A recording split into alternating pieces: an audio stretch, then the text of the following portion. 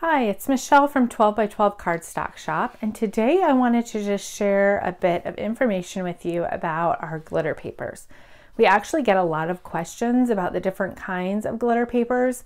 It's sometimes hard to see them on the website, so I thought that it would be helpful to just show you in person what the different glitter papers look like and what their textures are and share some information. We have three main types of glitter paper. The first is Mary Sparkle. Then we have Coordinations Glitter Silk, and then we have some American Crafts glitter paper. Each of these have different color shades in their line, and each of them are a bit different. So there's specific uses for each of them. So let's start with the Mary Sparkle. This is actually a thinner glitter paper than you'd think. A lot of people are surprised when they get it, but it bends really easily. You can kind of see how the texture of it. It's a really fine glitter. So when you touch it, it does have like a slight rough texture, but for the most part, it's just a really fine glitter. And when you cut it, there's no glitter shed whatsoever. It's almost like in the paper, so it doesn't shed. It's very similar to what you would expect from a piece of pattern paper. I like to kind of do the corner test for weights. So if you hold it by the corner and just see how much it bends, that's kind of a good indication. And so Mary Sparkle is very similar to what you'd expect from a piece of patterned paper. It doesn't really hold its own weight. You probably wouldn't want to use this if you were depending on it to kind of stand up on its own. All right, so this is our Coordinations Glitter Silk cardstock, and this is actually a customer favorite. And I think it's because it's kind of the perfect mix of the three glitter papers.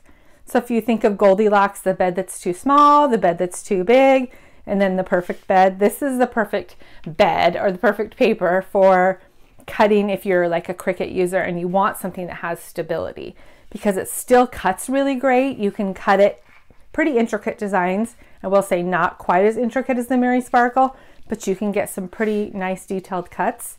But it also has a little more stability, so it will kind of hold its own. So it's kind of comparable to what you'd expect in like an 80 or 85 pound weight cardstock. So our American Crafts and Basil lines you're probably familiar with, it's real similar to that weight.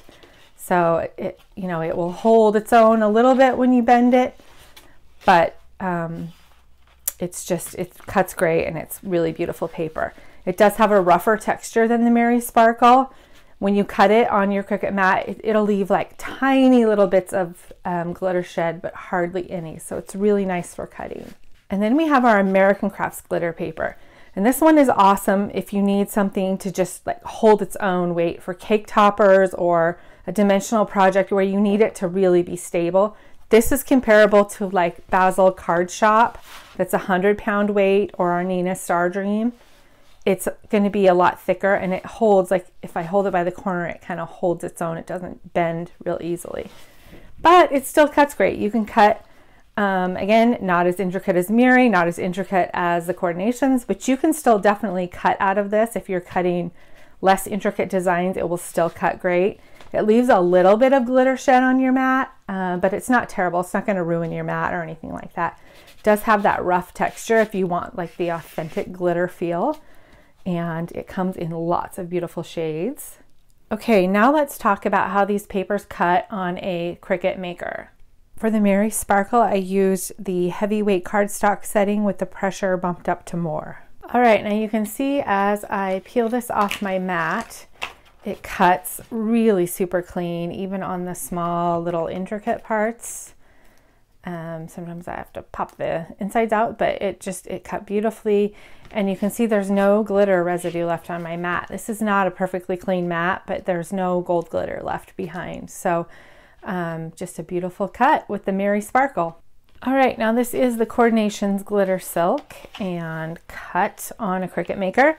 And as you can see, this one also cuts really well, even on intricate. There's a little bit in the middle of the L's that need a little extra help, but yeah, it cuts really great.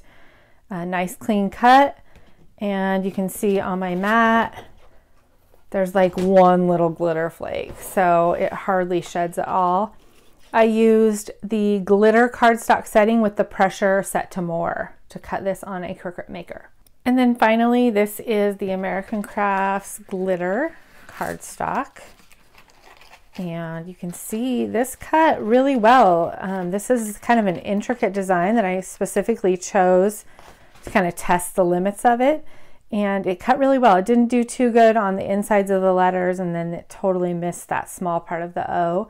But other than that, it cut really great. It's really clean and nice. So I do have a few flecks of glitter on my mat. This is not a super sticky mat, so I think if you had a stickier mat, you'd probably get a little bit more glitter shed, but it's really not bad at all. So I cut this American Crafts glitter paper using the light chipboard setting with my pressure bumped up to more. So just to give you an idea how that cuts. Really beautiful. So I hope this was helpful to introduce you to all the glitter papers and kind of help you figure out what it is that you need for your project. Again, this is the Mary Sparkle, this is the Coordinations Glitter Silk, and this is the American Crafts glitter cardstock. These are all great options, just depending on what you're using it for, and you can find all of these in the shop at 12 by 12 Cardstock Shop.